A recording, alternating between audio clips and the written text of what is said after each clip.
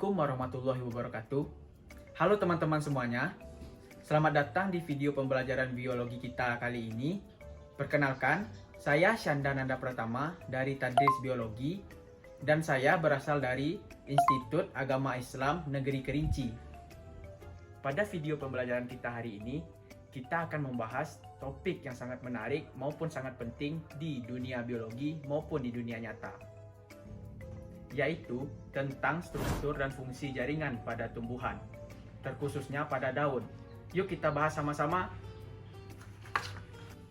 Kalau kita perhatikan, hampir semua tumbuhan mempunyai daun, tetapi bentuk dan ukurannya itu berbeda, ya kan? Ada yang lebar, ada yang kecil, dan ada juga yang tipis maupun yang tebal. Tapi pernah nggak sih kalian kepikiran gimana sih cara daun berfungsi dengan baik walaupun bentuknya berbeda-beda? Daun ini luar biasa loh. Dari situ tumbuhan menangkap cahaya, menyerap karbon dioksida dari udara, dan akhirnya menghasilkan makanan untuk dirinya sendiri. Proses ini disebut dengan fotosintesis, yaitu sebagai sumber utama energi bagi tumbuhan. Nah, di balik daun yang kelihatannya sederhana ini, ternyata ada struktur jaringan yang menyusunnya loh. Jadi, biar kita lebih paham mengapa daun ini bekerja sangat efektif, kita akan bahas satu persatu jaringan penyusunnya di bagian selanjutnya. Baik, sekarang teman-teman kita lanjut ke materi pembelajaran kita hari ini, yaitu struktur jaringan penyusun pada daun. Mungkin kalau kita lihat sekilas, daun ini terlihat sangat sederhana ya, seperti daunnya yang sangat tipis, berwarna hijau, dan murah robek. Tetapi di balik bentuknya yang sangat sederhana ini, daun mempunyai susunan jaringan yang sangat rapi loh. Kalau kita amati dengan mikroskop, daun ini mempunyai 3 jaringan penyusun utama. Apa saja jaringan tersebut? Yuk kita bahas sama-sama. Yang pertama yaitu jaringan epidermis. Epidermis ini yaitu lapisan paling luar pada daun yang menutupi seluruh pada permukaannya, baik dari atas maupun dari bawah. Fungsi dari jaringan epidermis ini yaitu untuk melindungi jaringan di bawahnya dari gangguan luar, seperti kehilangan air yang sangat banyak dan serangan hama maupun serangan jamur. Selain itu, di bagian epidermis ini terdapat stomata atau mulut daun yang berperan penting untuk pertukaran gas dan penguapan pada air. Yang kedua yaitu jaringan mesofil. Jaringan mesofil ini terdapat di epidermis atas dan epidermis bawah. Bagian inilah tempat terjadinya fotosintesis karena banyaknya kloroplas di dalamnya, yaitu bagian sel yang mengandung klorofil atau zat hijau daun. Nah, jaringan mesofil ini terbagi atas 2, yaitu yang pertama jaringan palisade. Jaringan palisade ini terletak di atas daun. Sel-selnya ini rapat dan mengandung banyak kloroplas, sehingga berperan penting untuk menangkap cahaya matahari. Yang kedua yaitu jaringan spons. Jaringan spons ini memiliki jaringan sel-sel yang tidak beraturan dan memiliki banyak ruang antar sel. Yaitu fungsinya yang pertama yaitu untuk pertukaran gas dan yang kedua untuk sirkulasi pada udara. Dan yang ketiga yaitu jaringan pengangkut. Jaringan pengangkut ini terdiri dari xilem dan floem. Xilem ini bertujuan untuk mengangkut air atau mineral dari akar menuju ke daun. Sedangkan floem mengangkut hasil fotosintesis seperti glukosa, mengangkut dari daun ke seluruh bagian tumbuhan. Jadi teman-teman, 3 jaringan utama seperti jaringan Epidermis, jaringan mesofil, dan jaringan pengangkut bekerja sama secara teratur supaya daun dapat berfungsi dengan baik. Sebenarnya, daun ini ialah sistem yang sangat luar biasa dan bekerjanya sangat rapi agar tumbuhan tetap hidup dan tetap menghasilkan makanan. Itulah mengapa daun disebut sebagai pabrik makanan bagi tumbuhan. Baik teman-teman semuanya, sekarang kita akan membahas materi tentang proses fotosintesis pada daun.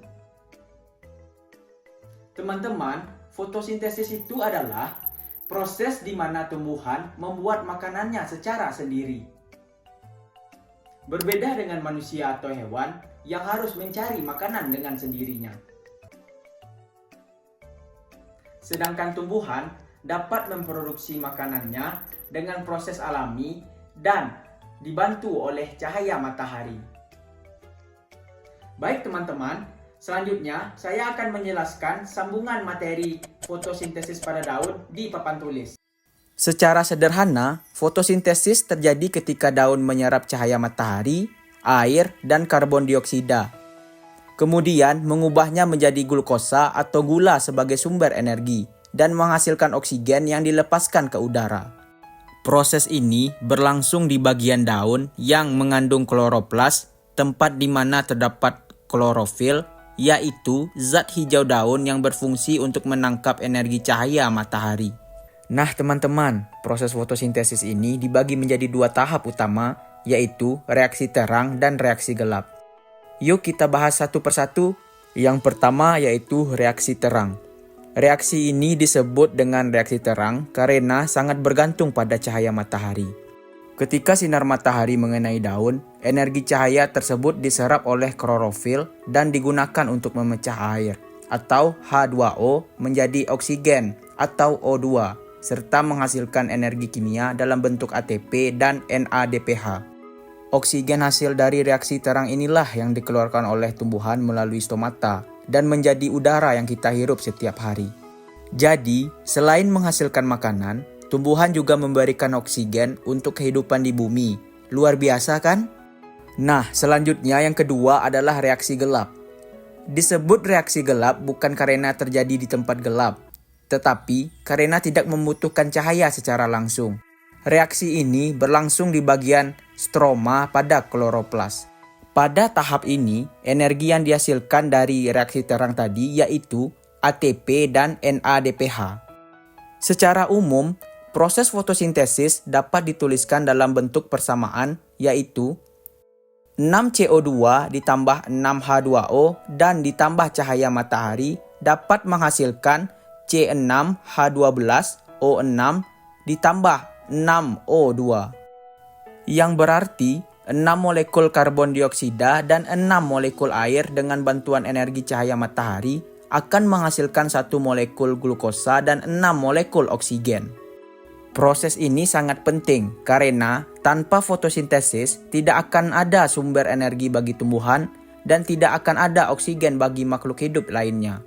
Jadi, bisa dibilang bahwa fotosintesis adalah proses kehidupan yang menjaga keseimbangan alam.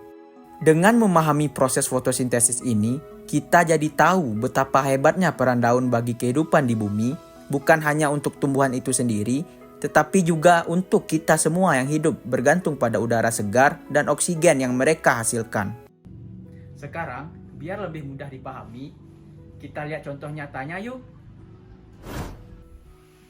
Coba perhatikan daun di sekitar rumah kita. Misalnya, seperti daun kacang buncis, daun mentimun, daun jagung, dan daun tanaman hias yang ada di pot halaman kita. Setiap pagi, saat sinar matahari muncul, daun-daun itu langsung menerima cahaya dan langsung mulai melakukan proses fotosintesis.